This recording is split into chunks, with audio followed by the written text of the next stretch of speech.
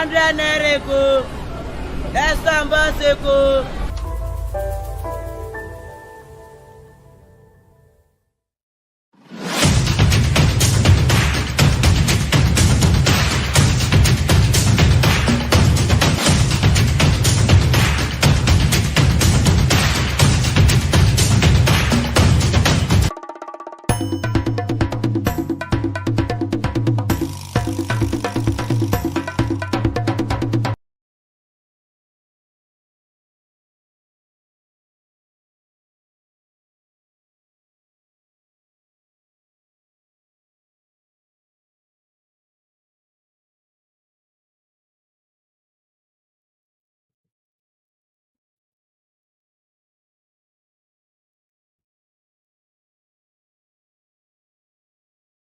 Alright, good morning and welcome to Lagos this morning. Today makes it a week that we are finally in the month of December, the 7th day of December 2023. And you ask yourself, well, you sing the song on the 7th day of Christmas, my true love gift to me. What have your true love given to you today, the 7th day, as we count down to the Christmas celebrations? It's the 7th day of December 2023.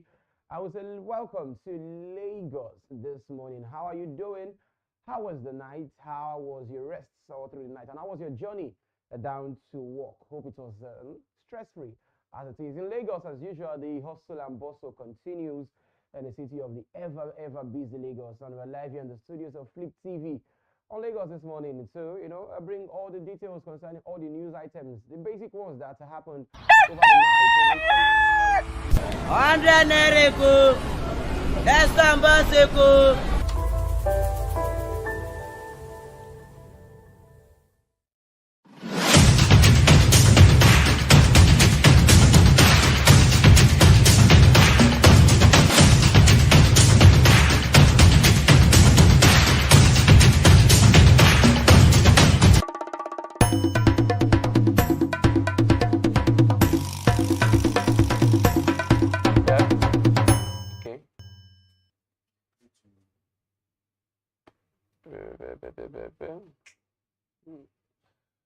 Alright, so welcome back. This is still Lagos this morning, live here on Flip TV. Hope you're doing very fine. Hope you're okay. Hope the night was not really stressful for you. Hope the traffic yesterday on your way home was not too much. And this morning going to work, hope it went really well. It's Thursday in Lagos, and we know every Thursday it's a time for environmental sanitation, especially for the workers, or rather the traders in marketplaces and shops. Hope you've done that. And traffic seems to be a bit less this morning on my way down to work this morning. And you still notice a bit of queues in fuel stations across different places in the state. We're seeing signs that, some fuel stations are selling, some are not selling, so we have queues in some of the fuel stations along the way, which is causing some of the little traffics here and there, because the crowd in those fuel stations are becoming more and more. So on that note, we want to call on the NNPC. You promised us that we have enough fuel that will take us even throughout the month and even to the next year. So are we having these fuel queues again that are turning up in different places? Yeah. Hopefully we get to see the lights at the end of the tunnel as it concerns the lingering fuel crisis in the country. Today is the 7th day of December 2023. I hope you are preparing us. I always ask the question just to put your mind that yes, that Christmas is around the corner, that we have to know more concerning that particular one. So Christmas is around the corner on the 7th day of Christmas. Your true love has to give you something. Today is 1 week in December, so let us know what has your true love given to you. All right, my name is Ebuka Ezobika. I have not forgotten to mention that. And we'll kickstart the show this morning on Lagos this morning as it is. Now, we have different stories coming out.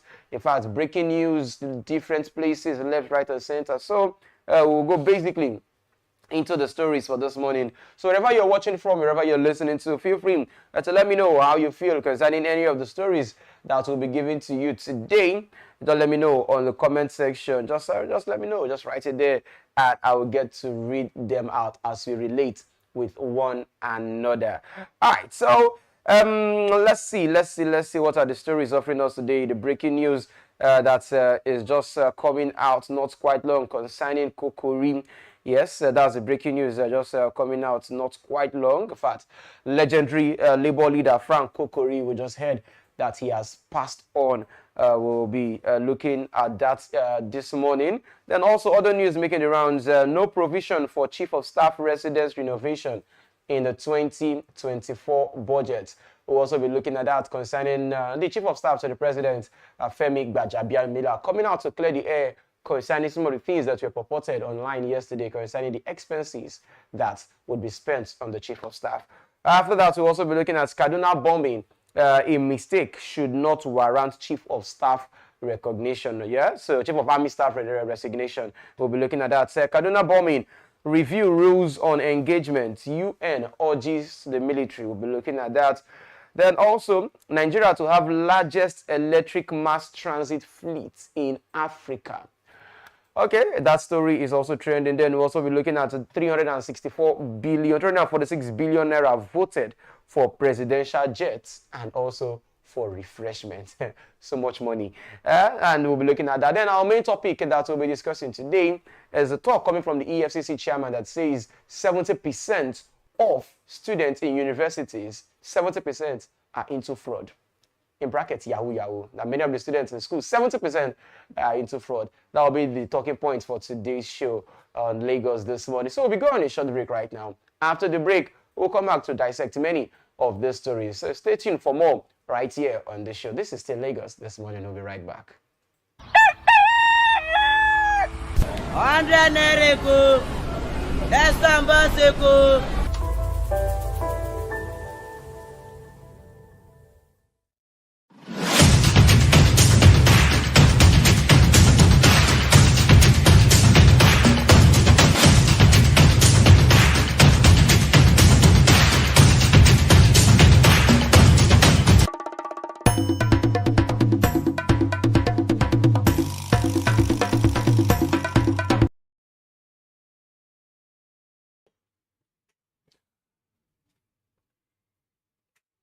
All right, you're welcome back from that short break. Thank you so much for staying tuned to Lagos this morning.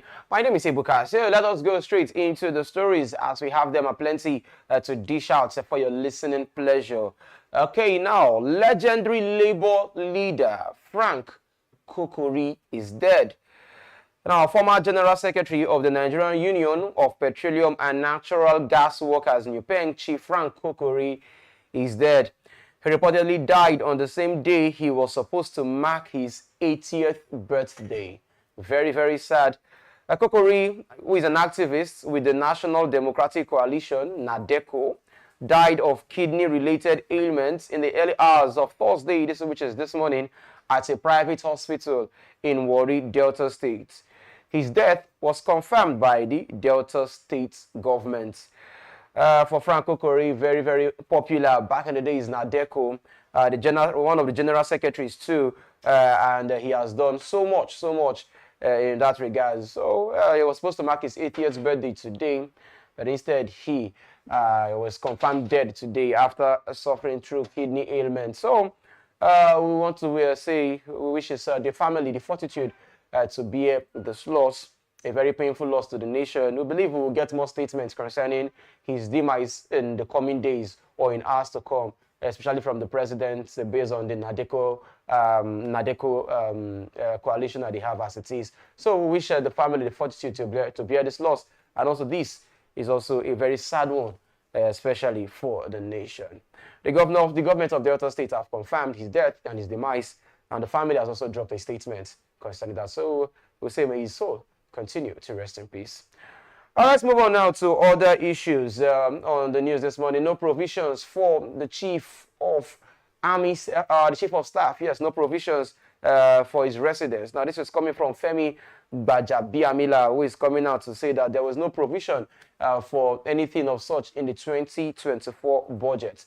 Now, reading through, the Chief of Staff to the President, Femi Gbajabiamila, has debunked stories making the rounds online that a huge amount of money was budgeted for the renovation of his residence in the 2024 appropriation bill.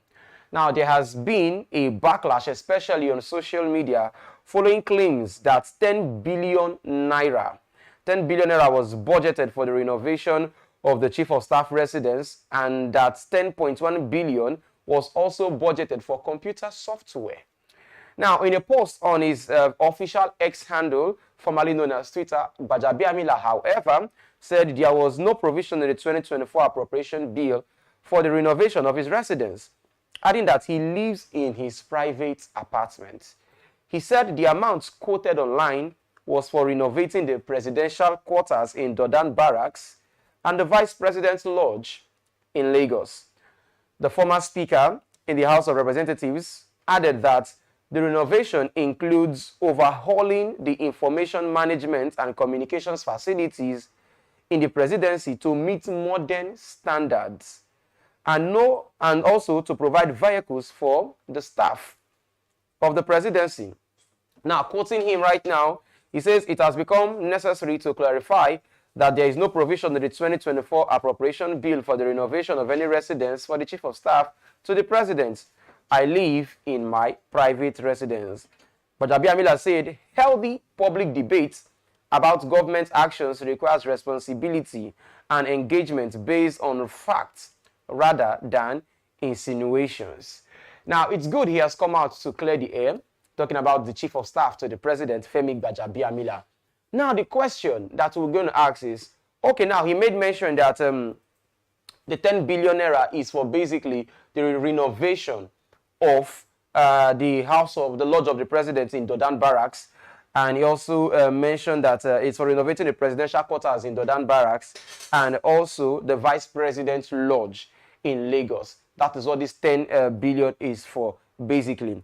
Now, questions asked is that, okay, if you're renovating the Dodan Barracks, how many times is the president coming to Lagos basically to stay?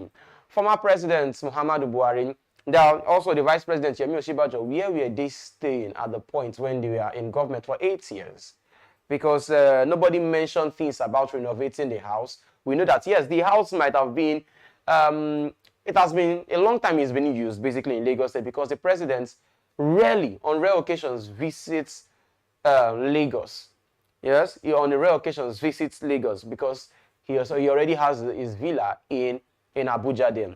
Now, for the Vice President Lodge in Lagos, how many times do we see the Vice President in Lagos?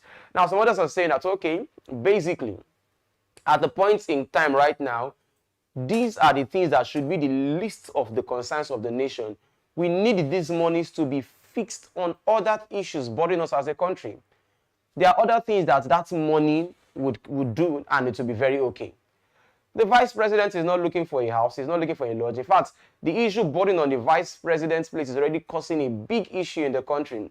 Wike coming out to say they want to spend 15 billion naira to build a befitting house for the Vice President. That is on one case. Now, his lodge in Lagos is going to go up another sum of money. Now, you ask yourself that the former Vice President, Yemi Osinbajo, that left office this May, where has he been staying for the past 8 years? What happened to the house he was staying? If he wants to renovate, then you ask the question, even if they are renovating the house, at least it will be some touches.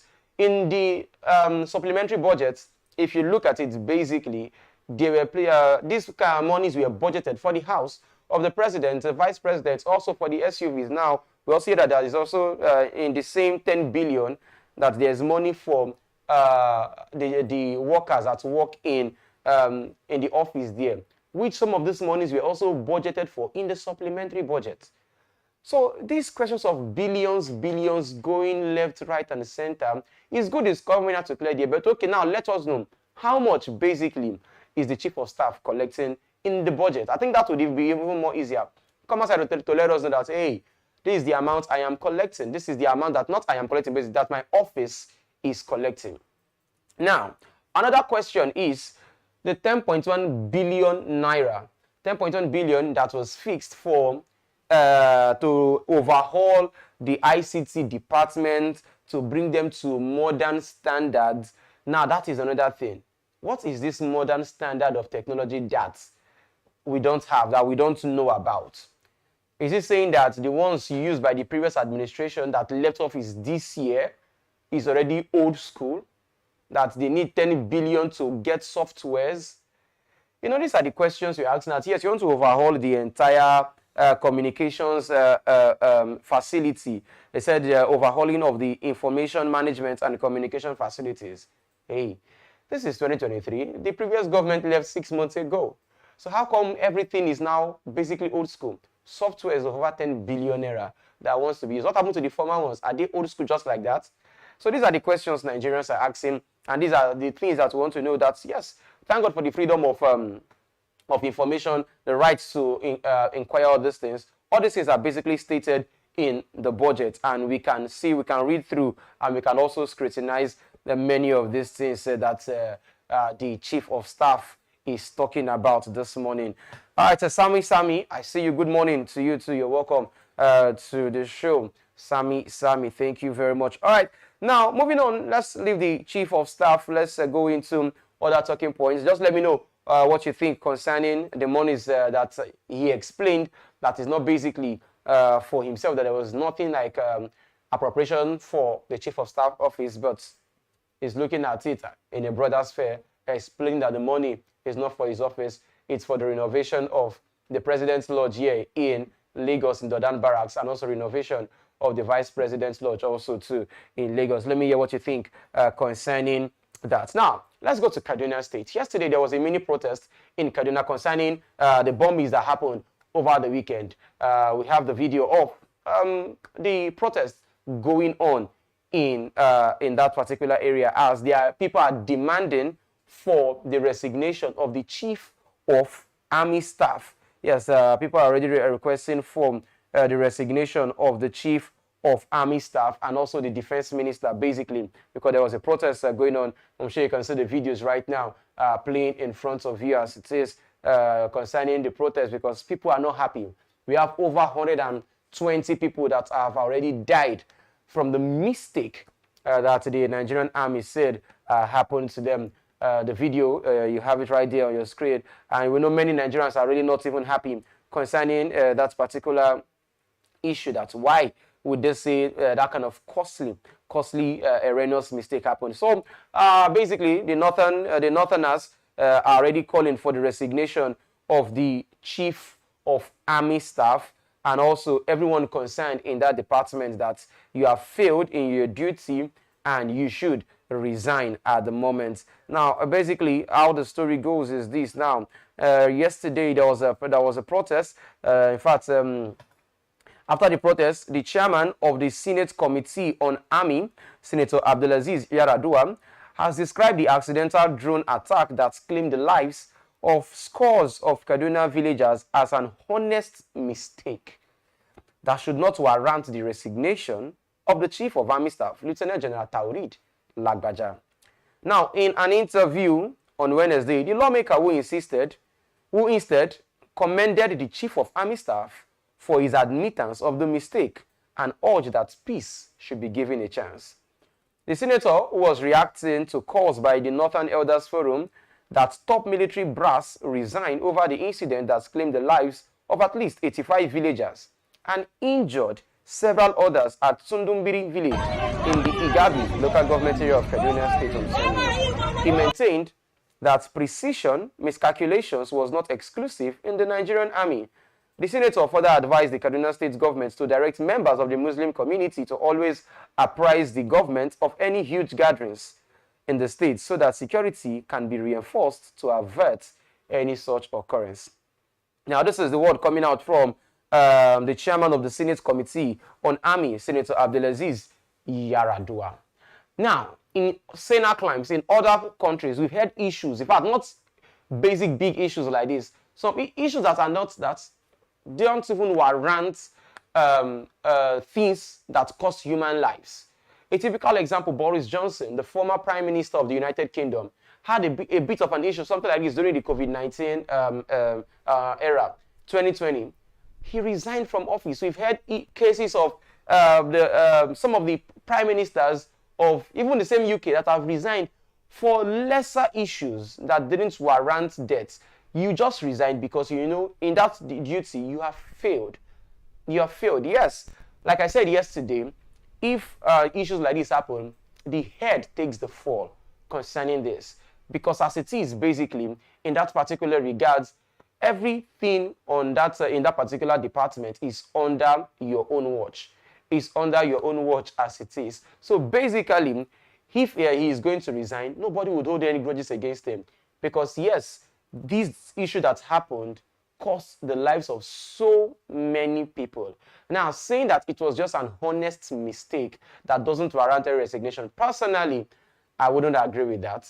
Yes, he has come out to take the fault. He doesn't have any, he has taken the fault that yes, it's an honest mistake. But then, both the chief of army staff, the chief of air staff also, the two of them have questions to answer in this particular regard, in regards as it is. Now, still on the same issue, concerning the bombings that happened in Kaduna over the weekend, the United Nations also have interfered in the issue. Yes, the United Nations have interfered in the issue concerning this particular bombing, as they have come out to lend their voice. Because like I said, if things like this happen, it's no longer a local issue. Amnesty International are also involved in the matter right now, and they are not basically happy. Now, following the airstrike that killed at least over 85 people and had several others injured at the Tundumbiri village in Kaduna on Sunday, the United Nations have urged the military to review its rules of engagement. Now, the army drone targeting bandits struck as residents were celebrating their Eid al-Maulud festival. Now, reacting to the incident, the United Nations Human Rights Public Information Officer Seif Mangango on Wednesday expressed his disapproval of the attack, noting that if it was the latest of at least 4 airstrikes that have resulted in significant civilian fatalities since 2017, calling the incident disturbing. President Bola Ahmed Tinubu also avoided an investigation on Tuesday after the army acknowledged one of its drones mistakenly struck the village. Now, the military said troops were carrying out aerial patrols when they observed a group of people and misinterpreted their pattern of activities to be similar to that of bandits before the drone strike was launched. Now, the United Nations have involved that there should be a way to do all these kind of issues. Yesterday, I said something like this yesterday.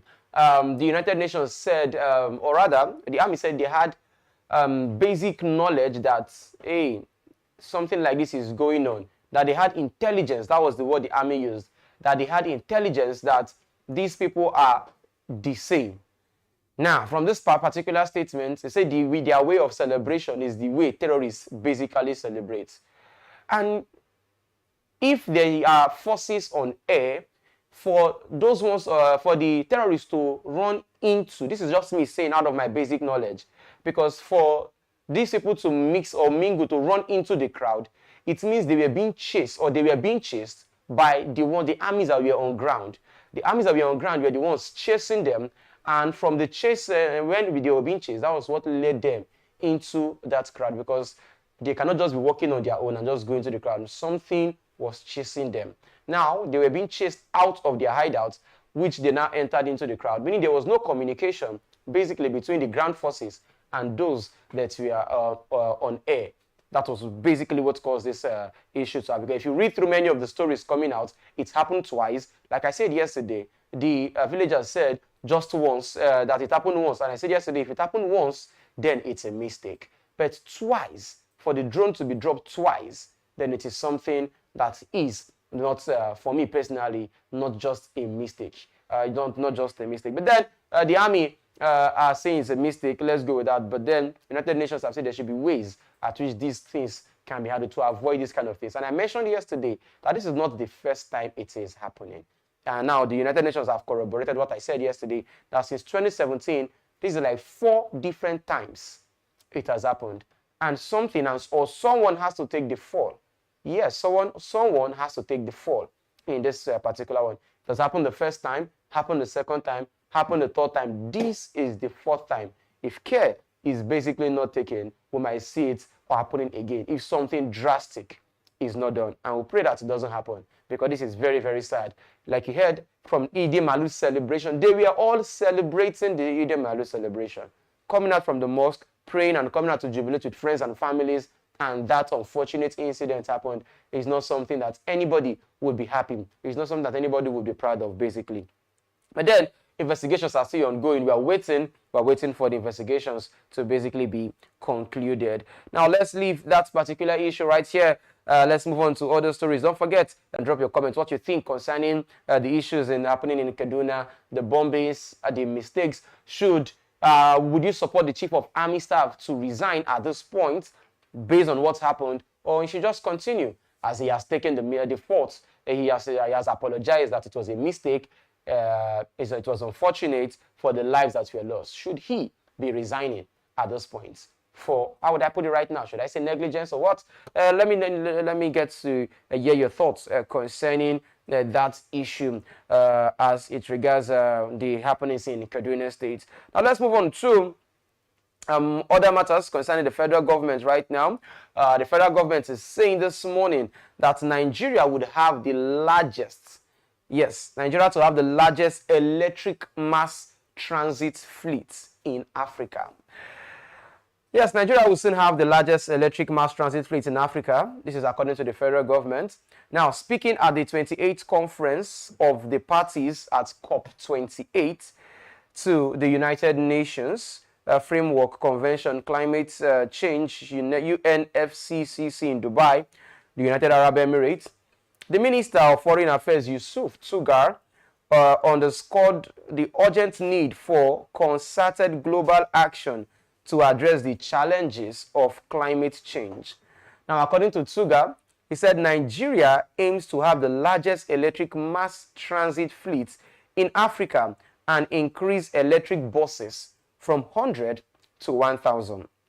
Adding that the country is leading the fight against climate change in Africa by setting ambitious and realistic goals. Nigeria has ratified its commitment through a Climate Change Act and the National Council on Climate Change. The minister was quoted as saying in a statement by his media aide, Al-Kazim Abdul Kadri. Yes, this is coming from the COP28 that happened in Dubai, as the minister is saying that Nigeria is set to have the largest, yes, the largest, how would I put it right now? Yeah, the largest, basically, as it is, the largest electric bus fleet in Africa. That is what he's saying. Now, let us get this straight now. At the point, the president promised us 100 buses. This was during his speech on October 1st. Now, the CNG buses will have at least 100 of them. Now, even the 100, we've not seen even one of them, except you have seen in any of the states that you are in. If you have seen in any of the states, feel free to let us know if you have seen any of the CNG buses. We've not seen one, and right now they're promising 1,000. And that is good, as we are setting realistic and ambitious goals as the giants of Africa. Not forgetting that many of these buses, many of the monies, we are borrowing many of these things to come. But at least let us see, there should be a start. What is the start? What have we seen so far? Have we seen one? Have we seen 10? Have we seen 50? In fact, the 100 that we even mentioned, how are they going to share it amongst the 36 states? We've not seen any of them. And now the Minister of Foreign Affairs is saying we'll be having 1,000. Well, these are things that, you know, talk is cheap. We want to start seeing the actions. We like to see the doings of the federal government at this particular point in time. What are the doings? What are they doing about it? It's not just mere words. We will want to see actions, because Nigerians basically are now suffering from the effect of the fuel subsidy removal in the country. Everybody is suffering it based on how the price of buses have increased, and we know that yes, with the coming of the CNG buses, at least it would just bring down at least the suffering of people based on the price of transport fare. But so far, the promises have been made since the 1st of October up until now. We've not seen signs of these buses, and right now we'll be saying that 1,000 Yes, 1,000 buses is what we are looking at right about now. Hopefully we'll get this one right. And in fact, the way it's going with to the end of the year, I don't think we'll have any of those buses. Probably from next year, we'll start seeing the buses. I think there were some provisions made for it in the 2024 budget as it is there. So what do you think concerning that issue also? Do you think it's possible? Have you seen the buses? Have you seen the buses in any of the states that you're in? If you have, I'm not even sure the buses are anywhere, because if they were, or if they have been in any places, they probably would have seen a proper launching. Yes, the launching. I know I heard in Ogun State that the state government in Ogun State, the governor of the state, Dapo Abiodun, he's doing something concerning the CNG buses. I also hear that the buses are already in Ogun State, being sponsored by the state government, not the federal government at this point. State government owned CNG buses are here, but I don't know how many of those buses are in Ogun State, basically, in total. So if you think it's possible, you've seen any of the buses, feel free to let me know in the comment section there. All right, now, let's go to the presidential fleet. That is where we're going to right now, concerning the money, or the monies that we have budgeted for the presidential fleet, because they are looking at it as so much money is going into the budget for next year, and many of this money is for refreshments, for food items. Now, let's listen to this information now. The federal government is projecting to spend about 346 billion naira. Yes, you heard that right. The federal government is budgeting to spend at least 346 billion naira on the presidential air fleet. Presidential vehicles, welfare packages, meals, and refreshments in 2024, according to an analysis of the 2024 budget proposal breakdown. Now, the Budget Office of the Federation released the full details of the 2024 appropriation bill on Tuesday night, about 7 days after the budget proposal was presented on the floor of the National Assembly by President Tinubu. Now, in 2024, all the federal government ministries, departments, and agencies, as well as the presidency, we get 319.28 billion naira for publicity and advertisements, medical expenses, postages, courier services, welfare packages, sporting activities, annual budget expenses, and administration refreshments and meals, honorarium, sitting allowances, and other miscellaneous activities. The total amount to be spent on only meals and refreshments by all the MDAs, I mean ministries, departments, and agencies in 2024 is projected about 5.84 billion naira. This is just for food, for feeding alone. Feeding in the office, yeah? Also, there is another 20.52 billion naira earmarked for the presidential air fleet, part of which 6.58 has been allocated for aircraft maintenance. 6.58 billion has been allocated for aircraft maintenance. 1.79 billion for the fueling of the aircraft. 1.68 billion for the overhauling of 5 NFLG's aircraft engines.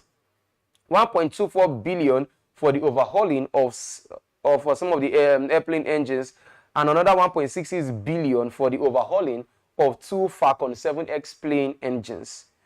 Another 6 billion will be spent by the presidency on State House operational vehicles and 2 billion naira on replacement of SUV vehicles. Now, let me take that part again.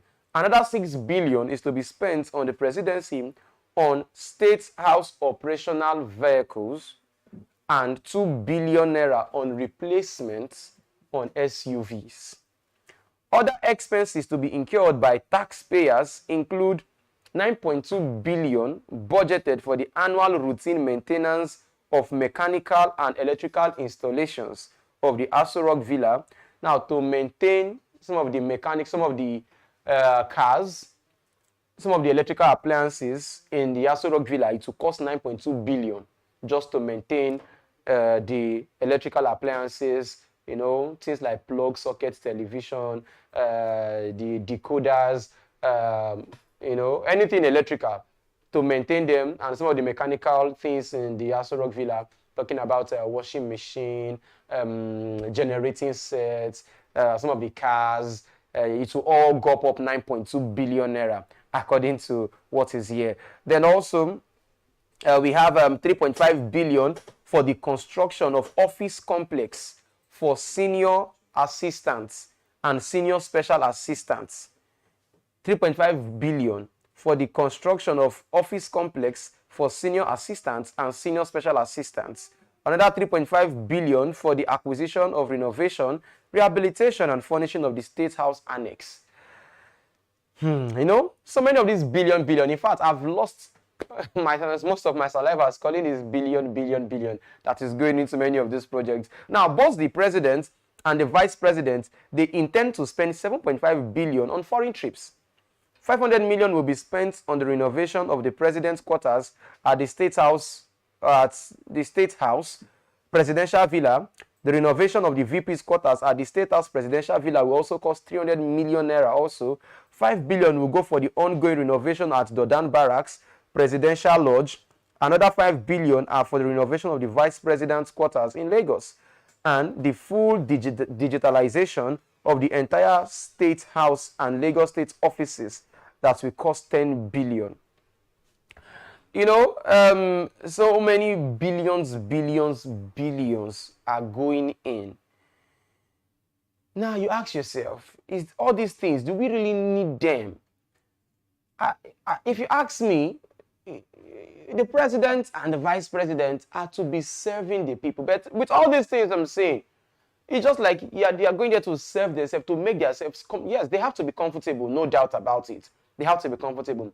But all these houses, all the maintenance, all these things that is being budgeted, is coming at a time that the economy cannot handle so many of these frivolous spendings. Yes, the economy right now is going through a lot, and monies that are supposed to be spent on other things are being just spent for a few people. At this point, it's a time that our leaders need to sacrifice for the people. Yes, you are going there to work for us, not for us to work for you, basically. You are going there, you are in the office as civil servant, basically, because without our votes, you cannot be there. Without our tax, the tax that we are paying, you will not have access to many of those monies. So it's high time with our leaders to start sacrificing for the people and not just for themselves alone. Because at this point, if the common man is hearing this billion going for this million, in fact, from the meals, the president and the vice president, if you calculate it per day, the presidential, to eat alone for the presidency, it costs 2 million naira per day for the entire of the year.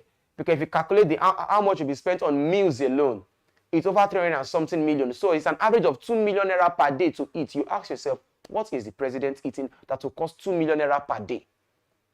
You know, these are some of the things that Nigerians will be seeing and start questioning the intentions of our leaders. These are the things we hear and you start questioning that. But you say there is no money. How come this? How come that? But then again, it's high time. All this now have been passed into the budget for 2024. The House, the National Assembly, they are still screening some of these. They are still looking into many of these. But then again, we ask ourselves the questions. Are our leaders really ready to sacrifice? Are they ready to let some things go, at least for the benefits of the average Nigerian? Look at it. Tax money has gone up. Many of these things have skyrocketed. Now, taxes is not even basically cheap anymore. Tax it has increased. Taxpayers have increased. It's on the high side. There's increments in school fees. There's increments in taxpayers' money, but increase in minimum wage, we don't find that. Increase in salaries, it's nowhere. So these are the things we look at and ask about the real intentions of our leaders. At this point, we'll go for a short break. When we come back from the break, we'll look at other issues right here on Lagos This Morning. Don't go anywhere. We'll be right back. 100 Nereko, Estambaseko.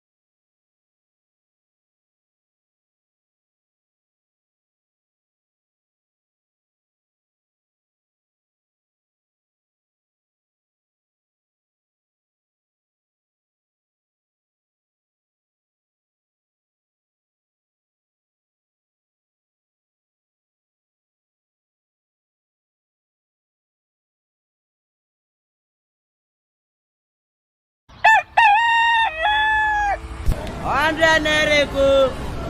Estambase ko.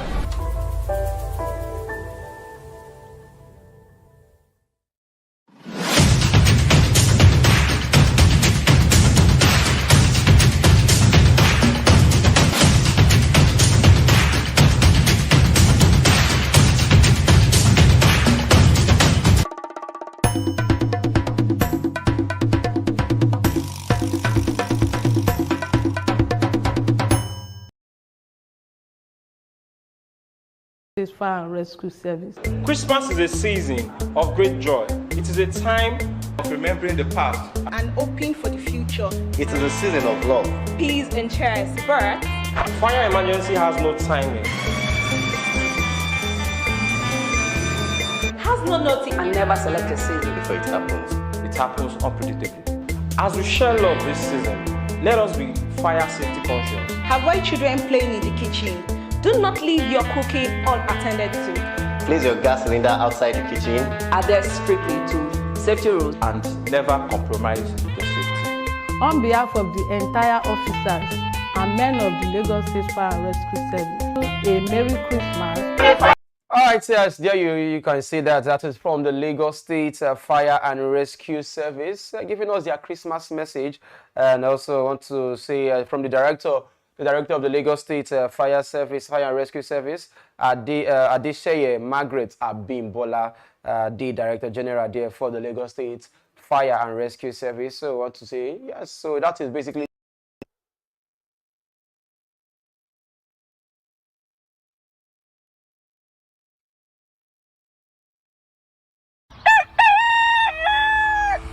Naira ko. Estambase ko.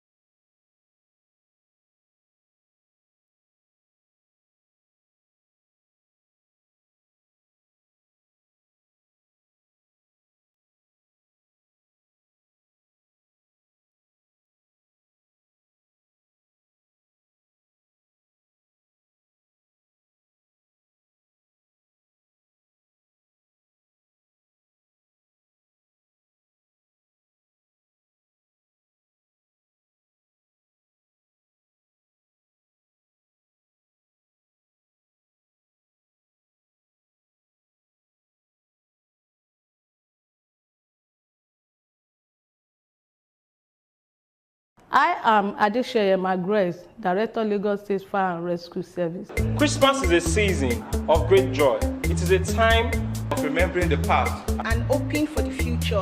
It is a season of love, peace, and cheers. But fire emergency has no timing, has no notice, and never select a season before it happens. It happens unpredictably. As we share love this season, let us be fire safety conscious. Avoid children playing in the kitchen. Do not leave your cooking unattended to. Place your gas cylinder outside the kitchen. Adhere strictly to safety rules, and never compromise your safety. On behalf of the entire officers and men of the Lagos State Fire and Rescue Service, a Merry Christmas. a fire-free New Year!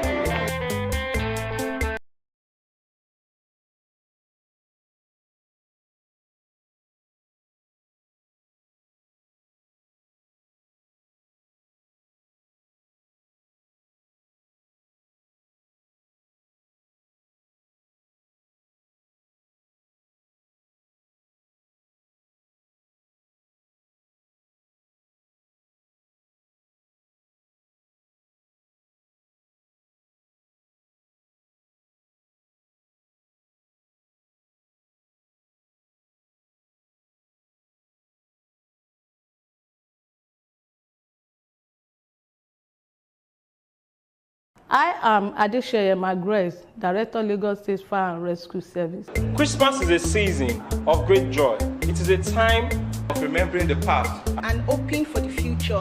It is a season of love. Peace and cheers. But Fire emergency has no timing. has no notice. And never select a season. Before it happens. It happens unpredictably. As we share love this season, let us be fire safety conscious. Avoid children playing in the kitchen. Do not leave your cooking unattended to. Place your gas cylinder outside the kitchen. Adhere strictly to safety rules, And never compromise your safety. On behalf of the entire officers and men of the Lagos State Fire and Rescue Service, a Merry Christmas. a fire-free New Year!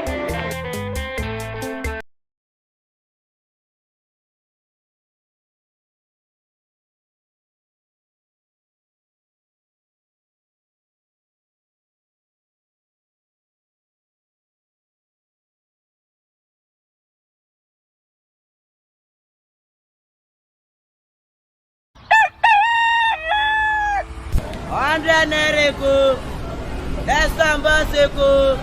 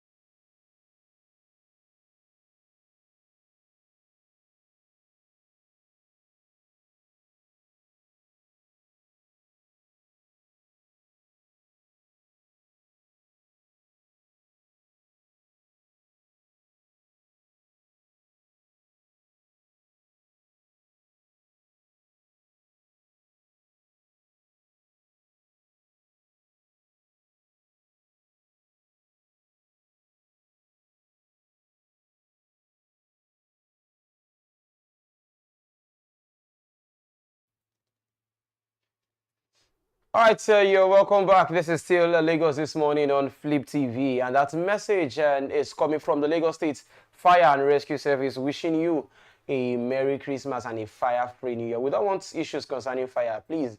In this month of December, like we know that once it's the dry season, any small spark could lit up for hours, and it could destroy properties. Yeah, so please make sure that all the fire safety precautions that you try to use make sure you off all electrical appliances, make sure that you follow all the guidelines concerning prevention of fire outbreak. So because we don't want issues this December, we want you to celebrate and so that you'll be safe with the family. All right, that being said, you say a big shout out and thank you to the Lagos State Fire Service for that gentle reminder. All right, now so let's move into our main topic for today. The Efcc chairman, Olukoyede, has come out to say that 70% of the Nigerian students in universities are basically into fraud, meaning that an average of Nigerian students, if you have 10 of them, 100 in university, 70 of the boys, or even girls too, are into fraud. That is the basic thing now. The Anti-Graft Agency chairman, Ola Olukoyede, in a statement on Monday, said it is worrisome that 7 out of 10 students today are involved in cyber crimes. These are the youths we are preparing to be leaders of tomorrow. The media should not relent in enlightening them on the evils of such criminal practices, while seeking media enlightenment of youths to fight against internet fraud. Now, according to him, he says our students have consistently demonstrated excellence in academics, leadership, and community service. To label the majority of them as criminals is not only an injustice, but also irresponsible generalization. Now, this is me quoting the National Association of Nigerian Students. The National Association of Nigerian Students have slammed the claim by the EFCC's commission, saying 7 out of 10 Nigerian students are involved in cyber crimes. Now, the National Association of Nigerian Students says that the Nigerian students have consistently demonstrated excellence in academics, leadership, and community service. To label majority of them as criminals is not only an injustice, but also an irresponsible generalization. We believe in the principle of innocence until proven guilty, and sweeping statements that paint an entire demographic with a broad brush are not only damaging, but also it perpetuates harmful stereotypes. It is essential to address the issue of crime without unfairly stigmatizing an entire group of students who are working diligently towards their educational and personal development.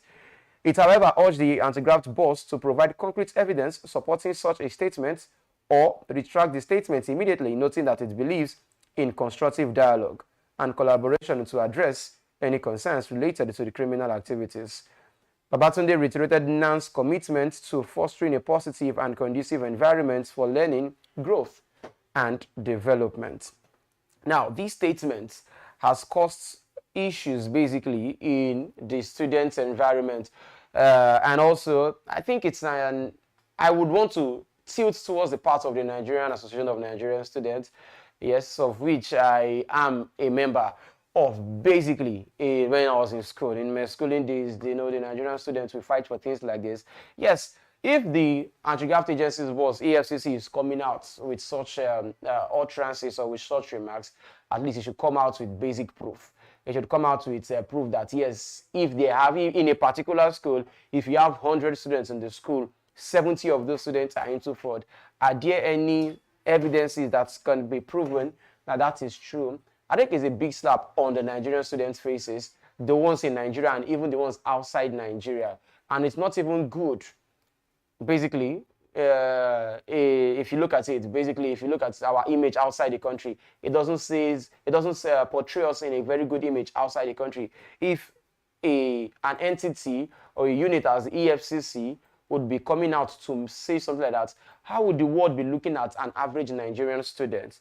You understand? So I want to also kudos the president of NANS, the president of the National Association of Nigerian Students, for coming out to stand tall, fighting for the Nigerian students. Fighting for the Nigerian students, basically, because things like this, it doesn't portray us in that particular light.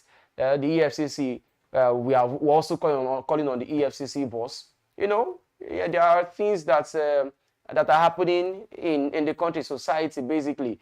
Looted funds that have been looted and many other things that we are still fighting and hoping that they will look into those particular issues of how many monies have been disbursed, how many monies have been allocated, and we can't find any more. So many of these things they should be looking at, but coming out to say that 70% of the Nigerian students are into fraud, for me is something I wouldn't personally buy into. You can let us know your thoughts. Do you think that he's saying the basic truth? If you're a student in school, is it true that all the students in your school, or possibly 70% of the students in your school, are into fraud? Do you think he's saying the truth? Do you think he is right in that particular statement, talking about the statement coming from the chief or the chairman of the EFCC, Ola Olukoyede, in that particular line? So let us know what you think concerning that. And quickly, we'll be running up the show with sports this morning. Yes, talking about sports, we were traveling, we're going right now to the Confederation of African Football, the governing body of football here in Africa. So they've released the final three shortlists of the CAF Men's Award. For the category of the men, they released the list. Let's have that right now.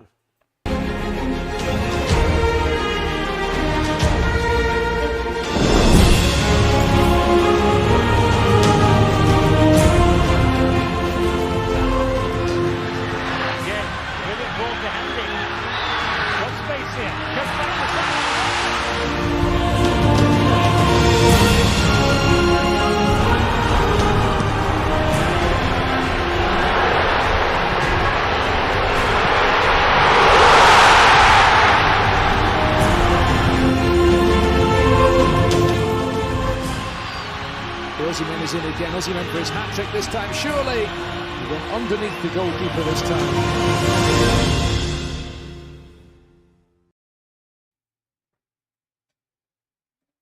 All right, so there you have it, basically concerning the awards as CAF have released the top 3 finalists for the awards. So we have Victor Osimhen competing alongside Liverpool and Egyptian player Mohamed Salah, and also Achraf Hakimi of PSG, and also of Algeria, basically, or Morocco as it is. And now, a bit of funny thrill is that the award has been moved to Morocco.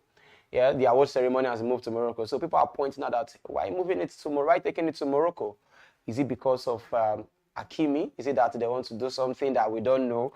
But all fingers are pointing towards Victor Osimhen to back this particular award. I mean, he had a stellar campaign, scoring over 30 goals for Napoli last season. This season has not been like last season.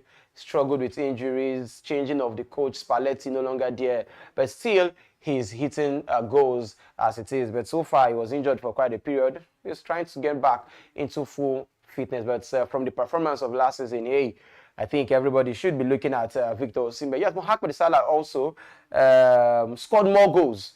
If it's by goals, he scored more goals, but the titles to show for it is that, hey, Liverpool didn't win basically anything last season. But for Achraf Hakimi and PSG, yes, PSG won titles, but then does he really, or do he? No, I don't think so. Yes, if so, personally, from his performance last season, I would personally tilt towards Victor Osimhen. Who do you think would win this? Top 3, Achraf Hakimi, Mohamed Salah, and also Victor Osimhen. All right, so Lagos, that is the show. That's the size of the package this morning on Lagos This Morning. Hope you've been informed, hope you've been entertained, and also hope you've been educated on many of the things we've talked about this morning. So, for you that will be watching it later, drop your comments. Feel free to just keep your comments under the comment box there. And also don't forget to like and also subscribe. Sharing to friends and families is also very important. Thank you. Thank you so much. Till we meet again tomorrow. My name is Ebuka Ezobika. Stay blessed. 100 naira, let's go.